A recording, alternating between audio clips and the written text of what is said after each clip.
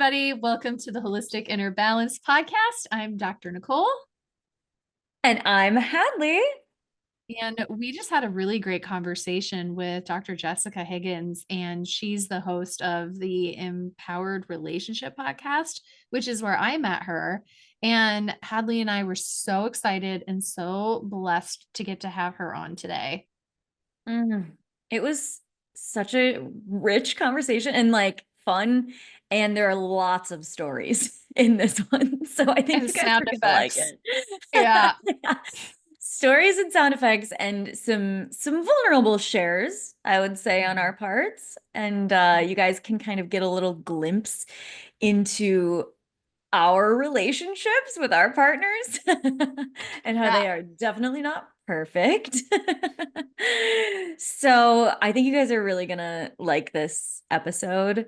Um, Dr. Jessica is also wonderful. She's got a just a beautiful energy and Yeah. soul, I would say. Totally. Yeah, Yeah. she's really cool. She's a licensed psychologist and professional counselor based in Colorado, and she's got over 20 years of experience with multiple advanced degrees in psychology. Her specialty is helping clients transform confusion and heartache into clarity and deep connection with their partners. So, we're going to be talking about relationships. We talk a little bit about what to do when faced with criticism and what is more constructive criticism, which she talks about destructive criticism, which I had never heard that term before and I really liked it. So yeah, we go in deep. It's gonna be good. Yeah, yeah. And I am so excited to hear what you guys think. We would love your questions, your comments. And if this has been valuable for you, if you know anybody in a relationship, any kind of relationship really, please share it with them. Yeah, it's so helpful, obviously, for the people that you're sharing it with, and then also for us to get the podcast out there. And if you benefit from the podcast and you want to give us a 5-star rating and review, we always so appreciate it. We read every single review, and we love, love, love hearing from you. Also, like, feel free to DM us because we just love connecting with all of you. And you can connect with Dr. Jessica at her website, drjessicahiggins.com. And it's doctor as in DR. So Mhm. I'm ready. Are you? Yes, let's get into it. Yeah. So Yeah, tell yeah. tell me about criticism versus constructive feedback. Like what is the scoop? Oh, okay. We're in the interview. Yes? We're in it. Yeah, We're we're in Okay, just it. gonna excellent. dive in. Excellent. Well, what I would say, first of all, just to back up even from that question, if I may, Yeah. constructive and destructive, that's really important to be looking at around the delivery and the focus and what constitutes constructive versus destructive. But what I want to say first off, in relationship and intimate long-term partnership, we are usually most interested and desiring to feel a sense of connection, closeness, and belonging. And this is very much related to the attachment research. This is very much just how we're wired from cradle to grave, just needing that sense of bondedness.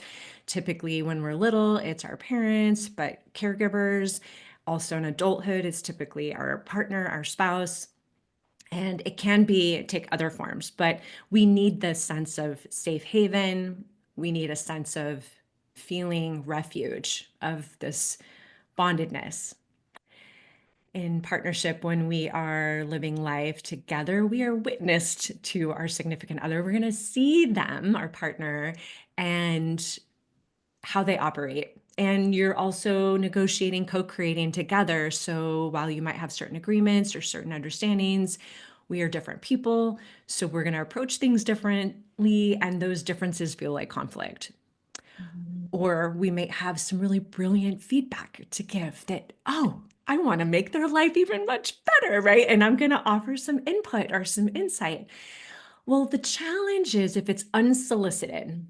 That's the thing I want to just start with. If it's unsolicited feedback, even if it's constructive, will likely feel critical because we're not signing up to be evaluated. We're not signing up to be in a place of scrutiny, or we're not asking for feedback. So when it's unsolicited, it's almost like we're getting in their lane a little bit. Now we can ask, like, this is something I will do if I feel like, oh, I've got some good input, or I feel like I see something. And especially if you've been with somebody and you kind of value the growth mindset, that this could be a little bit more welcomed and a little bit more agreed upon. And I still think it's good etiquette to be like, oh, I noticed something, or I have an observation.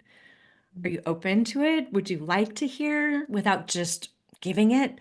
Because they could say, like, I am, but perhaps now's not a good time. Like, my husband will try to offer me some input about my business. And sometimes I'm like, oh, I'd spent a long day. I'm just too tender about it. I don't necessarily want, even if it's great feedback, I'm just not in a place where I want to go there. And so the person on the receiving end has a little bit of a choice and can say yes or no. And then perhaps there's a better time when one could be a little bit more regulated to be open to that, or maybe not at all.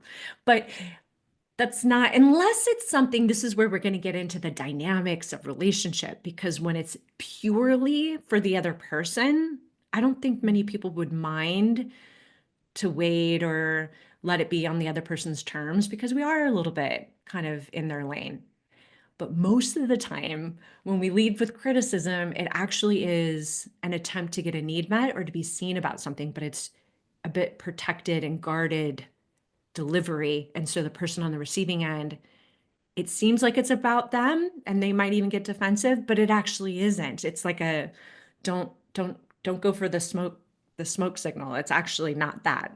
Right? I'm not sure if that's the right analogy, but I'll stop there because there's a lot to this. But usually when we do lead with a critical comment or approach, it's usually something on the inside that we're needing or wanting that's not visible, and we're not necessarily making clear. One of the greatest gifts is withholding unsolicited advice, right? And I love what you're saying in terms of like pausing and just doing a quick audit of, is this for them or is this for me? Yes. Ugh. Yeah. And if it's for me, can I actually just ask for my need to be met rather than having it be a criticism? Yes, Precisely. girl. And Which then is it becomes not easy to do. right. Right. No, that takes vulnerability. Correct. Oh, that's Or so even just an unpacking even ourselves. Like sometimes I might, it's like the low-hanging fruit. It's the easy thing to do. Sometimes when, you know, I see this really with people who are a little bit more intellectual, or are environments in their work where they have to be big decision makers, right or wrong, black or white.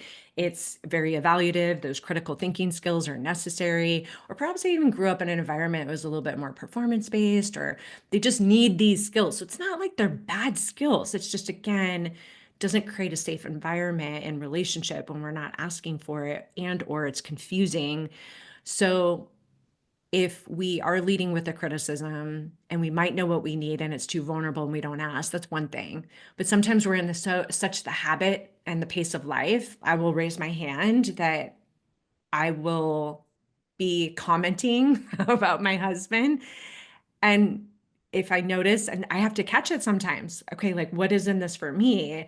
And sometimes I don't know first blink. I have to actually drop in and say, okay, well, if you were to do the thing that I'm asking or needing him to do, what would that allow me to feel? Like, what is it for me? What's in this for me? Or what am I worried about or have a need around? yeah. So what you're saying is a lot of times we don't realize that we actually have an unmet need in the first Exactly. place. Yeah. Exactly. Yeah. Yes. I mean, look, if we look at environment, perhaps this wasn't a safe thing to do. Perhaps emotional relating or making difficult emotions visible was not the smart move. Mm. So we don't maybe trust it or don't have a lot of experience with it. It's a little bit, again, more of a guarded approach to lead with criticism in hopes that our partner can decode it and then respond to us. Yeah. Read our minds. Yeah. Oh Or my you're gosh. talking about me, but you really have something you're asking for that you need. Tell me more about that. Like Right, that's right, a little bit of a right. ninja move. Like we're not usually that able. Yeah, while I also trying to field off the defensiveness that comes when someone is criticizing. Yes. Yes. Yeah. And I will raise my hand here again. Like I am very prone to getting defensive if I feel misunderstood or being misperceived and I have to hold on and really try to get my bearings if I'm like, oh, okay, he's got a thing. Like, what is it that he's needing? And try to get curious about that. Not easy to do, but Right. And this is your job. correct. So Correct. the rest of us, it's okay, y'all. We're all muddling through this. Yeah. I'm thinking about my patterns of communication with my partner, and I grew up in a family where when needs were expressed, it was through criticism, and so that comes very naturally to me. I've I've been accused of maybe nitpicking a little bit, and Paul feels sometimes, Paul's my partner, feels like maybe I'm a little bit overcritical, um and so reflecting on that, I always want to ask the question of why, like what are the roots, where does this come from?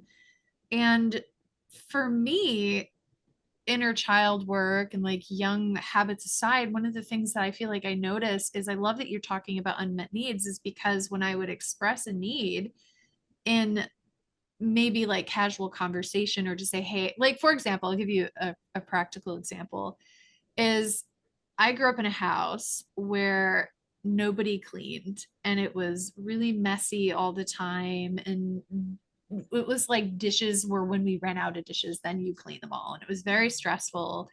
And growing up in that was a lot of chaos.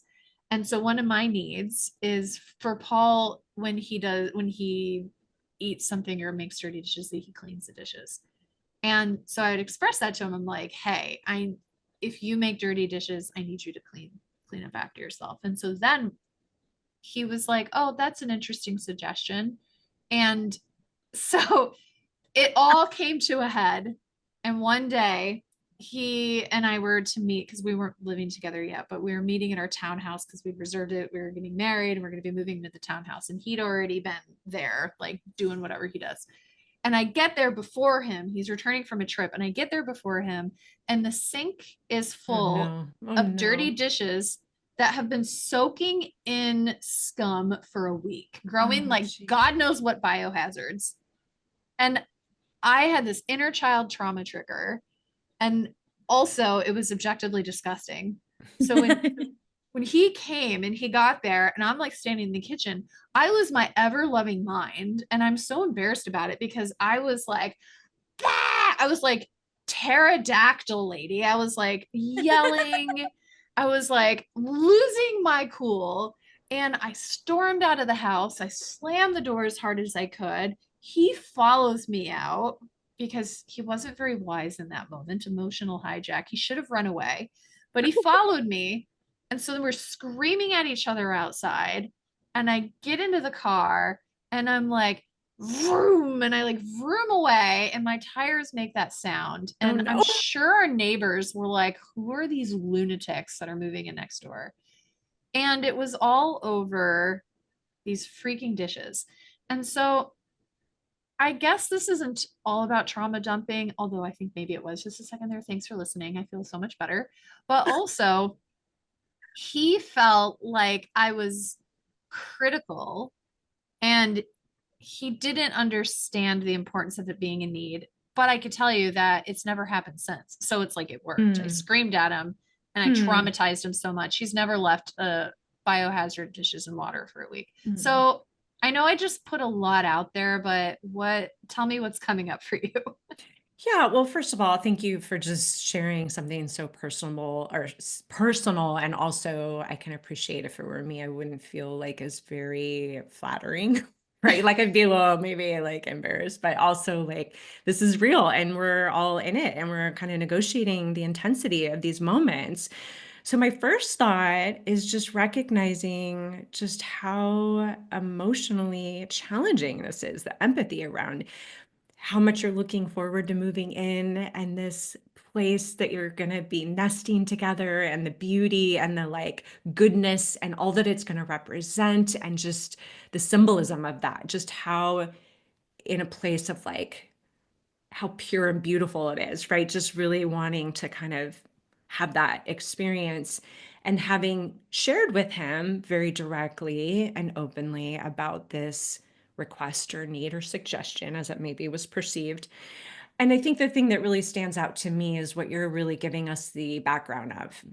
And maybe you did share this with him around, here's what it means for me, or here's where I Mhm. go when I see the dirty dish or the accumulation of dishes. And I, if it were me, just the little that you've shared, I start to feel anxious. I start to feel um, the disorganization. I don't feel safe. It just reminds me of all the times where I didn't feel secure, or and just the emotion around that. Here's what this, it's not a dish, and it's not just my preference that Yeah. verifiably it's disgusting when you don't, but not leveraging like right or wrong, but like here's the inside part of me. Here's where I go, here's where I am emotionally, here's where I go in my whole system. And it's like, that is like, that's what I feel empathy for. And that's what I would encourage in relationship. We slow down enough and we're vulnerable enough to give a little bit more of the context around the significance, because then it's not a dish. It's like, oh, my partner feels trauma in this certain circumstance. I want to really help in ways that I can. I can't be perfect. I might misstep. And I know what the significance of this means. And it can't be like everything is super like, you know, but just that we have some things around how we're negotiating. And that's the first few Mhm. thoughts that come up. And I don't think that I unpacked the root causes of that before that giant explosion. I think that came later. And so I appreciate what you're describing, and to kind of recite back to make sure I'm tracking is that when identifying a need, like I need you to clean dirty dishes, is then asking what is this about for me? Is it just a preference? Is it a suggestion? Or does it mean something bigger for me? What's coming up for me? And then getting really clear on that so that I can communicate with my partner clearly, and then he can respond from a place of personal power as opposed to responding from a place of terror because I turned into a pterodactyl. And Yeah. so it's like doing that personal work ahead of time. And then the other thing that I really appreciate that you were saying too is that volley up, and is this about me and an unmet need, or is this about them, and allowing them to have some choice and some agency and some power in how we discuss it, when we discuss it, under what conditions. So I really appreciate that too. And I think had I had these skills, back in that time, my neighbors probably wouldn't have thought we were both nuts. I mean, this is tricky. Everything you're saying, yes, I would absolutely agree with. And also sometimes we're doing this as it's happening, right? We're trying to kind of get oriented around what is all here. Yeah. And I will say there's so many times where I loved what you said about just whether or not it's holding the unsolicited feedback or the observations, and or if I'm triggered, the reactive part of me that wants to spot off some type of critical thing of like feel totally justified and warranted and can speak to that, but that actually isn't the thing. I can Mhm. react and I can be right, but it's not actually what I need and what the deeper layers are. So sometimes it does look like I'm not in a place where I can talk about this. I Yeah. am not wanting to be kind or be in a place of constructive conversation about Yeah. what is going on for me.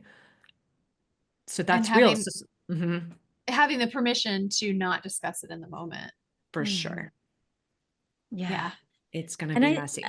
I'm curious about, so, well, I'm curious how many times you told him before, like to not leave the dishes in the sink, because this is something that I see with some there are some couples close to me, where I see this, where one of the partners will ask the other, or it becomes like they've asked them like a bunch of times, and then it becomes like more naggy, more like, oh, you always do this, like, so it can kind of become more of that, like there's sarcasm and trying to bring other people into it, like, see, aren't I right, isn't that person wrong? But I'm curious, like, how do you navigate that when you've asked so many times? And I think, you know, well, I won't even project what I think, but how do you navigate that when it has been like so many different times? Yeah, Yes. there's a lot here. So potentially in the dynamic, I'll just speak archetypally, like just that the one that's feeling a little bit more, you use the word micromanage. I feel like somebody might have said that maybe at Mhm. some point, but or the nagging, Mhm. that the dynamic can be one is dominating a little bit more with their preferences, and the other Yeah. one is compliant, but also maybe passively trying to do what they want, but not necessarily negotiating. So there can Yeah. be some ways personality where you have extrovert, introvert, you have even attachment styles. One's a little bit more anxious, so they're going to be super engaged and like checking and monitoring and like, Mm. tracking and making sure and checking and double checking. And the other person's a little bit more avoidant and they turn away or they self-reference. And so there are a lot of things that can, or the one that's a little bit more sensitive or the one that's just a little bit more expressive. Like there's just a lot of things that will occur in the relationship. So I do like what we talked about around the significance around when something is vulnerable, helping the person understand. And also when it's not a shared, if one person's always saying, here's what it means to me, this is why it's important, and the other person isn't necessarily talking about their experience, it can feel really imbalanced. And I think that's hard to be like, hard to sustain. It's actually, I remember years and years ago, I was on this person's interview. I think it was like Brilliant You, I think was the name of the title. I don't know why, but she was making her husband these really healthy meals for lunch. And he would get Mhm. so locked in and work. And I think he worked from home, and maybe she didn't. And she would come home and these like beautifully thoughtful, whole, nutritious meals were going bad. And she was perceiving it as like, dismissive. I don't really care. It doesn't really matter. And she's like, his health and his, she was like, it meant a lot. And so their conversation was about the food. But what Mm. it meant to her was like, oh, you don't care about my efforts, or you don't, it like had a deep meaning for her. And she was just like, whoa, I never knew that it meant that to me. So this kind of what we were just talking about. But to answer your question, I would be interested in looking at the dynamics in a bigger kind of context. And is one person a little bit more dominant? Is one person a little bit more passive? And is this like really encouraging what the person that's maybe not as active around their preferences, how they share space? Like, is it all about one person's preferences? Is this relationship representing the other two? Because we can get into like, this way we fold the towels, this way is better, or it can be very like we need it a certain way, and that isn't necessarily like it has deep significance. It's just like we like what we like, and we're pretty strong and maybe very comfortable advocating for what we want. So I don't know if that answers your question, but that would be one place I would start to explore. As Totally. you were Yeah. In my family, it's it's typically the woman that wears the pants in all of our relationships. So I'm also curious, how do we pull out the other person's needs and desires then? Because I mean, my husband and I have had this conversation, um, where, I'm like, I am fine with sharing my needs. And honestly, I don't have to like, it's it's because of him that I'm not critical, because he just does what, what I ask him to. Like, he's really wonderful. Hmm. Um, but we have these kinds of conversations where if that doesn't happen, like we go into the why and all of that. But we've also talked about, like, I'm like, I do want you to share with me like what I can do for you too. And his tendency is more, he's a middle child, more of the peacemaker, Enneagram 9, wanting everything to be chill. And I'm like, how do I support him in actually sharing what his needs are? Yes, I love just you're giving some background to your question. Yes, a lot of people will probably resonate with what you're kind of asking here, and whether or not it's just the role in the family around, I was a peacekeeper, I wasn't used to making my needs visible. Some people go into shame, right? It's like, if I don't get it right, then I am not okay. Like there's actually like a lot of pleasing in Mm, hopes that that will basically they'll feel good or feel enough or feel like that helps the bond. So I would say this is in part the person that has a harder time advocating an inner game thing for them to, if they're interested. Uh, and I can resonate in my relationship. I'm a little bit more active, and if I'm not careful, can be more dominant. So some of the things that I do is just noticing my pacing. If I'm able to think out loud and brainstorm, just like my processing speed can be a lot faster than his. So sometimes I will intentionally hold or reserve or just slow down and just be in a place of like interest and silence and wonderment just to see what happens of like what he might say. Other times I will just really similarly, but sit with the curiosity or just in a place that's less like we need to make a decision. Sometimes it's like debriefing or after the fact. Sometimes in the past, he's known a lot more about his experience after, right? He might not have been able to say what he would have wanted, but after the fact, he can say what he didn't like or what he would have wanted more of. And so the learning curve of giving this a lot of room and space, that how was that for you? Or what were you experiencing? Or here's what I noticed, but I wondered where you were at. I didn't hear you say anything. And in a real place of without pressure, or there's no decision that needs to get made, just a real curiosity and learning. Sometimes I'll use the language around my vote is, what's your vote? Like just really being clear that we're in a place of shared decision making, the equity, because I do think when you mentioned a family system where there is control or power over, I do think we live in cultural dynamics around power of like one up, one down, that just is so prevalent that it can feel like there is one person that's going to get their way and the other person isn't. So I think sometimes we have to be a little bit more conscious to say, oh, we can actually both have a win here. It doesn't always have to be compromise. Sometimes compromise is great. Other times we can stay with it a little longer and see if we can get to something a little bit more creative that we can feel really works for us both. So some of this takes some real intention and slowing down. I would start there. yeah. So I have clients who will have these conversations and there'll be almost an impasse. And Mm-hmm. so like I think I feel unloved when you leave the dishes in the sink and when they're becoming a biohazard. And I just think that it's, for me, it's not acceptable to have them in the sink for a week. And then theoretically, what if the person is then like, I think it's fine and it wasn't a week. And so Mm, then they're not meeting each other.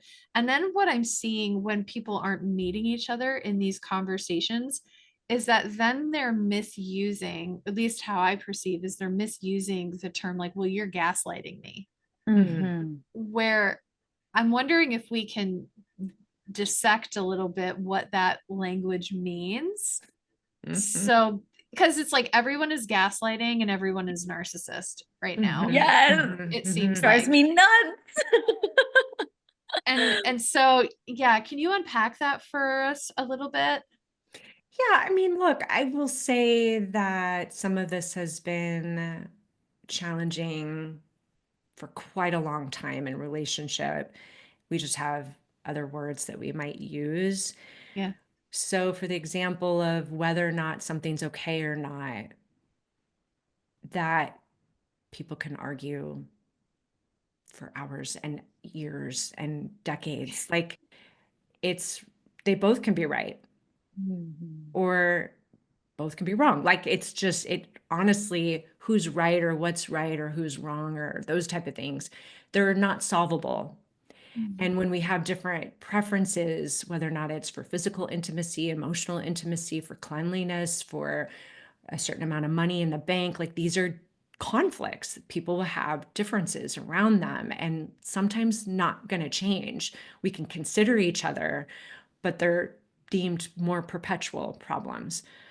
So the gaslighting, I would say, is best used or best identified when somebody's talking about their experience from their emotional place, from their here's where I go in my mind, here's what I'm afraid of, and their reality, not as a shared reality of here's the facts. Couples get stuck and try to, let's rewind. What just happened? Let's play it back. Even if they were to play it back, we're notorious. Neuroscientists and neuropsychologists really recognize when any type of, we're not great remembering facts, period, but also when we're emotionally charged, not great at all. So spending a lot of time around the fact finding and whether or not that's true or false and using words like gaslighting or not, that's just going to be unsolvable in my opinion. So where gaslighting, I think, is in my understanding of its most injury or weaponizing, damaging way is when somebody might have an intuition or a gut feeling, or they have an experience or emotion, and somebody's saying, that's wrong, or you don't feel like that, or that's not, like basically telling you your experience is not right and wrong, or counteracting so much so that you start to question yourself. This is where in really highly abusive or addictive, like when there's a lot going on in the relational patterns around addiction and abuse, it's a form of manipulating that this person is like, I don't feel okay. And this person's like, no, you're okay. Right. Or, it's that type of thing. So that's where I would really get concerned about the dynamics and the term gaslighting. But I would suspect a lot of times when it's brought up, it's like, you don't agree with me and we're fighting about what the fact of this is. I'm curious what you both would say.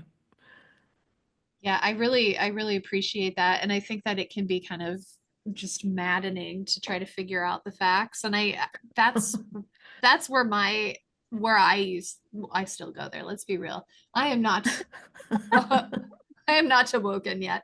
And so I even got, this is like confess all. I feel so therapized here, you guys, is I used to record my arguments with Paul because I would say something, and the more agitated I get, I think really quickly, I get really analytical, and the more agitated that Paul gets, he gets so emotional, and then he isn't as quick on his feet when he's triggered, when he's activated.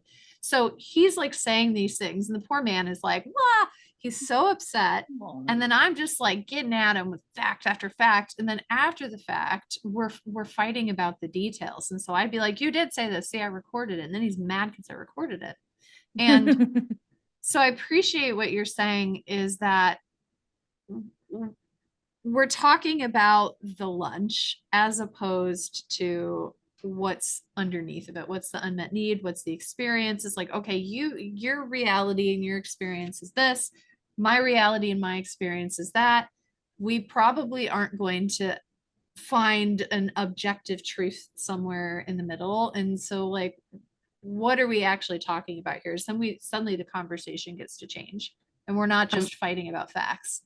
Oh my gosh, yes. I'm so relating to you. A little bit different dynamic with my husband. His name is Reed. He will use words and I will feel so reactive because it means something different to me. Yeah.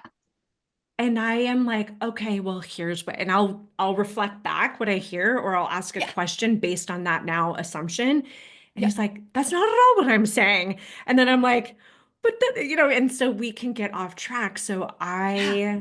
there have been times where I'm like, okay, we got our facts straight, like facts, words, we've got that dialed down, and still the meaning making around it is Yeah. vastly different. And so I have to get very interested in what he means and what he's saying, and like how it feels for him. Because even if I understand what he's saying, I understand what it means, I still don't quite understand. Like I have to stay with it longer till I'm like, oh, so it's like this, or I just have to really try to get in his world around it.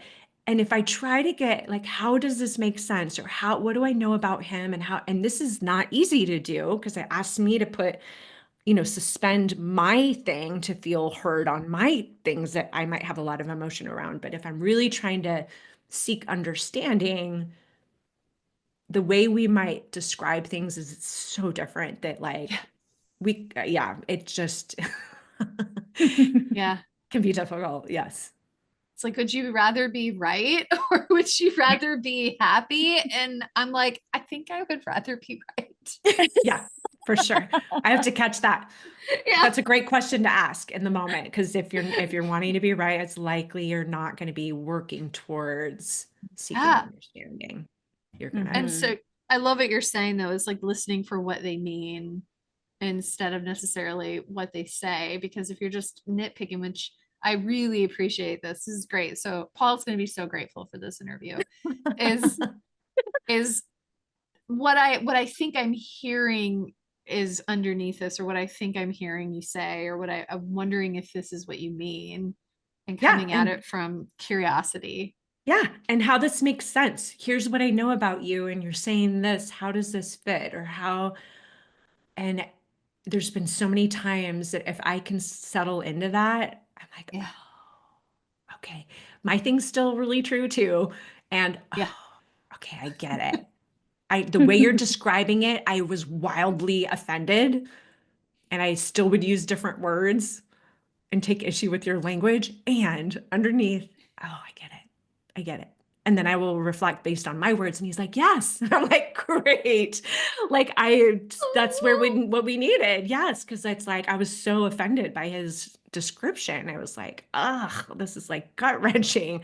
I Yeah. can't think of an example. Well, actually I can, but, I'm happy to share, but I don't want to take too much time. Hadley, I'm curious where you're at, what you're thinking. It's so funny. I literally yesterday we were joking around, so it wasn't really like an actual argument, but it was so funny. He said something to me yesterday, and I like a couple minutes later just said back to him, I'm like, you just said this verbatim exactly what he said. And he's like, that's not what I said. And I'm like, no, that's literally exactly what you said. And he was like, okay, yeah, you're probably right, but that's not what I meant.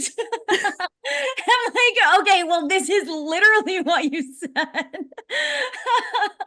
And Yeah. again, it wasn't like a real argument, but yeah, it is interesting how we, and I've done it so many times where I say something that I don't actually mean, and it's like, well, can't you just like read my mind and like my emotions, and like I didn't actually mean it like that, and I wasn't actually like, triggered this way or whatever. And yeah, it's just, I think it really also comes down to like giving the benefit of the doubt. Like, coming Yeah. coming at it from a lens of like, I love this person. I, I'm not in I'm not combating with this person. We're a team, and the problem is the thing to kind of tackle. But yeah, that's what's been coming up for me, and I've been chuckling to myself. Well, I am so grateful about what you're saying. And my way of perceiving that is that it's a very securely functioning thing to say, right? Feeling secure that your partner loves you, feeling secure that your Mhm. partner will respond, has good intentions, and that we're good. And Mhm. I would say for some that maybe haven't had the history of feeling that security in relationship and or in any relationships, might be scared of, I don't know they love me, even though I have all this evidence to support that they do. I have all this other lived experience that this person will leave, this person will not think I'm good enough, or, so people are living with this internal system that might have a charge to it that doesn't feel rational, but also is really there. And so I think that that's really important to start working towards that, as we know with research, that we can earn a secure attachment and through secure functioning and really work towards establishing some of these ways of being in relationship when it is safe, that like, oh, can I try that on? I've had to do this in my own life. Like, oh, the anxious part of me is afraid this, and this and that. Can I try to give him the benefit of the doubt? Can I just suspend this a little? Can I hold it's not all or nothing. Can I hold a part of me that can reassure myself that he does love me and just hold some benefit of the doubt and then see what happens? And it's like, oh, there's been so many times that has been helpful and resulted to something really positive and not always easy. Yeah. What if we do? I'm like dreaming here. Okay. Who was it? Do you remember who did the empty chair? Was that Yes, Virginia? it's Gestalt, if I remember correctly. Gestalt. It's Gestalt therapy. Yeah, And what is his first Gestalt. name? Fritz. No, Fritz Perls. You're testing Fritz. my old school I psychology memory. know. So long. But Well, Gestalt is that's his last it's the name. empty That's chair. Oh, this is last name. Boy, I would not pass my NCE if I had to take that again, probably. National Counselor's Exam. So what I'm thinking is I really love what you're saying. And I'm thinking about like solutions that we can use right now as we like listen to this mm-hmm. conversation. And I'm Mm-hmm. wondering about the parts element because for Yes. me, I'm like, I have to stand up for myself. Nobody else is. I can't Mm-hmm. just be walked all over. It's this, which I think is a beautiful strength if someone's listening and they're Yes. like, I have Yes. this like strength of self. I'm going to advocate for myself. And so what I'm wondering as you're talking about parts is that have a chair, like maybe we can even like get like tangible, like gestalted about that is like there's a chair for like the part of me that's like advocating for my perspective and my needs and myself. And like Totally. that's her chair. And then I'm going to sit in this chair of the part that's willing to be curious, to the part that's willing to hear their perspective, that's willing to give them the benefit of the doubt. And holding that space and then asking permission to then move to the other space. And so for those who need like an actual literal third Mm, object to represent that, that may be easier than just an internal state shift. totally. I would add the way that this typically is for people, the critical part or the one that wants to advocate strongly or control is a protective part. It's a Yeah. part that got developed somewhere in life for good reason. It was an adaptive strategy, worked, and also in current day causes certain side effects or challenges. So that part, we want to love that part. That part has served us well. There's strengths to it, like you said, and it can sometimes interfere Yeah. with our ability to really feel deeply connected because it's working so hard. So we have the curious part that is holding space for this dialogue and just this, okay, there's a trust. It could even be spiritual for some, or this sense of higher self, or what else can happen here, and just the kind of being willing to be in that unknown. The part I would add that's likely fueling this is the part that is, one might say, the injured part, or the one that's scared or wounded, or as I was saying not that long ago, the part that hasn't felt secure, has felt insecure for good reason. That part is typically the one that hasn't gotten attention, hasn't felt supported, hasn't felt seen, and greatly needs to be. So if there's a way that we can bring bring a seat up or hold a seat for that part, I imagine, because I could say a little bit more about the dynamic, but that Yeah. part is is fueling a lot of the reactivity, and it's kicking and screaming, like, you kicked me to the curb, or like, I'm freaking out, I'm terrified, and and trying to grasp for, or also shutting down and like, I can't trust that you're not going to be there. Like, you don't see me as good. I can't rely on you. So I would really encourage that part to also have a seat.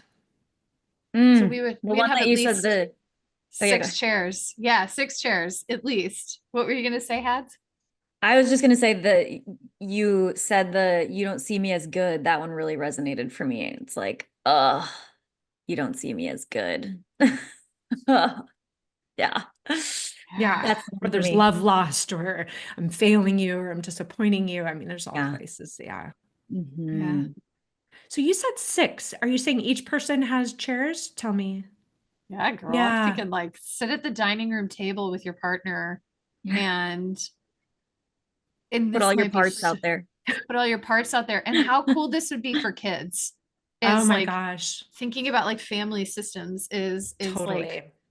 like have the kids like draw like on a piece of paper like this is the part that feels hurt and sad or not enough or an unmet need, and this is my part that feels really angry, and this part over here just wants a sandwich, and like whoever needs to be there, all parts are welcome, and then allow each part to be able to express themselves, and the part that listens and whatever that is, Mhm. and have a whole family systems. And then as we get more skilled at this and we practice this, and we don't need to sit down at a literal table anymore, having that conversation. So like I do this with my admin, actually.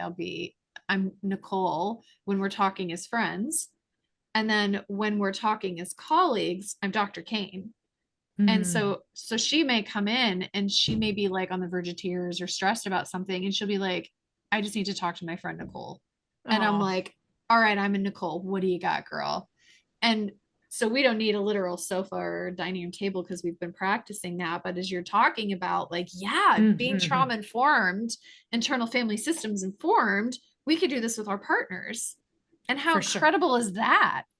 Yeah. Well, I mean, look, as you're talking, this is a lot of what the emotional focus therapy, like people who are trained in this modality, will help a couple do. And there's a PDF, if you're interested, I can send you, that actually is showing you a diagram.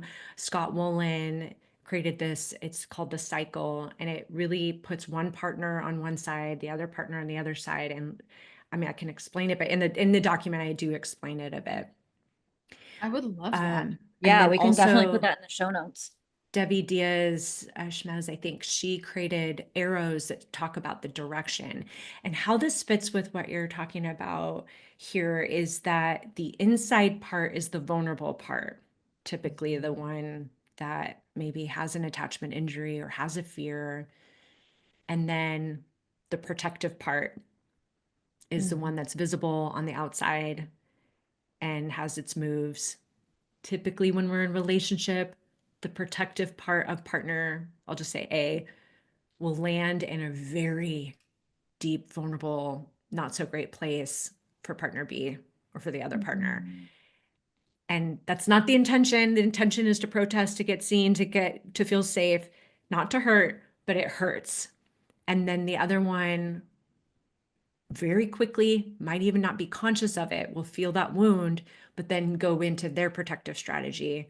And their protective strategy hurts Mm. the other in a very significant, deep way. And this is where the patterns and the cycles win. It creates disconnection. People are protecting themselves, but yearn to feel understood and connected and close, but don't know how to talk in this way of, here's my inside part. And that's largely the work of helping couples do that. But what gets in the way, what the blocks are, the inner, what things are interfering with that, being able to do that. I don't trust, I have never known safety, or it's too scary, or there's too many injuries in the relationship, like I don't know how to trust this, like there's just a lot that, or I don't know how to be vulnerable. So getting support to do that. But yes, if one can do that and be curious and use it like a creative expression, I would highly recommend. Like, how dynamic And Mm. really, I mean, the other analogy, I'll just say one more thing, is I remember when I was talking, this was like probably 15 years ago, no, maybe 20.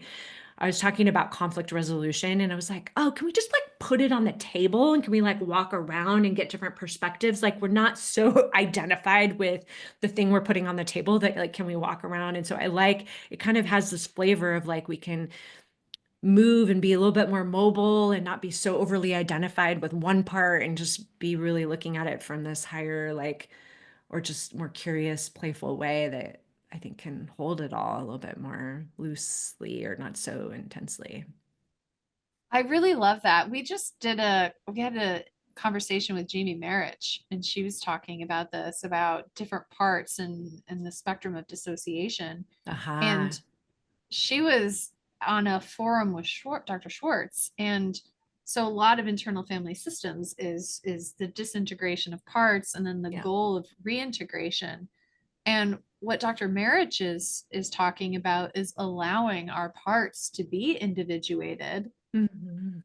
in a place and in a space that is from our highest sense of personal power and agency, as opposed to like, I need to get rid of vulnerable part and integrate it with empowered part and Mm. just have oneself. And so I kind of like what you're talking about, is because they show up and they help us in different ways, but how can we be aware of that and leverage that in partnership? Yes, help them dialogue, help them start to be able to, because usually these parts are in conflict. They don't Yeah. like each other, they don't play well together. So it's like, how do you help? And this is partly like, internally having a little bit more of this dialogue or this kind of understanding around what is your need? What do you need? Like yeah, it's really powerful work. Oh, it's amazing. Mm. Pads, I How see do- like a thoughtful expression on your face. Yeah, I'm just the visual that comes to mind for me, like, because I've done a lot of work around my emotions and all of the things. You all have been witness to some of that on this podcast who are listening. Um, but the visual that I have is kind of like almost like a beetle shell of a wall. Like it's like over my heart. And you all know that I love like the like very physical, tangible Mhm. practices and stuff. And for me, like leaning back and allowing my chest to open up is really Mm. helpful to actually allow my like heart to be open in those kinds of conversations and stuff, and not having that wall up, because my tendency is just to have that wall up and have that protection over my heart. And you know even like as a kid, I was not thought of as a sensitive kid, even though I'm like really really sensitive, because I always had the wall. And I was Mm. always like, I'm fine, I'm more like angry or like combative or whatever. you know People outside of my family didn't think that I was angry, but my family was like, "Oh, don't mess with Hadlee." um, so yeah, so that's just what I've been thinking, the visual of that beetle Mm. shell over my heart.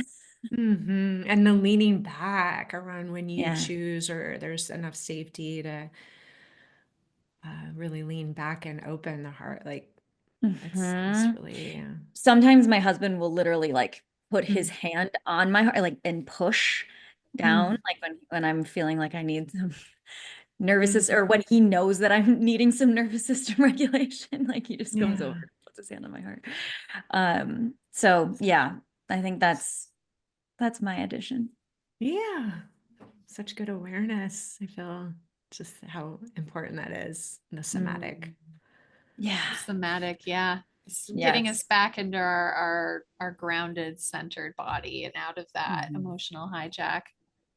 Yeah, totally. Yeah. And I love that you said the thing about actual physical chairs too. Cause for me, when I try to do like mental exercises, I just like, Mhm. it's the same as like when I was a kid and I was like trying to pray in my head. Like I would just like, like Yeah. totally mind wander, whatever, start thinking about what I need to do, whatever. Yeah. So yeah, having that physical thing is really, really important for me. Yeah, I'm gonna Mhm. try that with Paul. And we're gonna go home and tonight we're gonna do, I've just decided, we're gonna do a rose, a bud, and a thorn. And Mm. maybe we can do that for each of our parts and I'll report back Mm. and let you know how it went. I love it. I love that. Amazing. This has been such a wonderful conversation with you, Dr. Jessica. And wanted to ask, how can the listeners connect with you? What's the best way for them to, yeah, to be able to interact with you? Hmm. Thanks. Well, I've really enjoyed this time as well. And I feel like there's so many directions that we could go and just I spend a know. ton of time together. So thank you for welcoming me and just all that you're doing. My website is drjessicahiggins.com. That's doctor with a DR. And I also have a podcast. It's Empowered Relationship Podcast, which is really supporting people navigating long-term intimacy more skillfully and more mindfully. And Dr. Cain, you've been on the show. You might want to link to that. And there's lots of offerings on the website that people can peruse depending on how they want to deepen their practice or get support. So And it's so Thank good. you. Yeah, And your podcast is wonderful. I've been it's listening to oh, thank it. you. Thank and you. if you could send that PDF of the cycle that you were talking about, we'll be sure to link that too. Yes, I'd be happy to. Oh, Yeah. amazing. Thank you, everybody. This has been the greatest. Yes. Oh, such a rich conversation. Thank you so much. And for everyone listening, we will talk to you soon.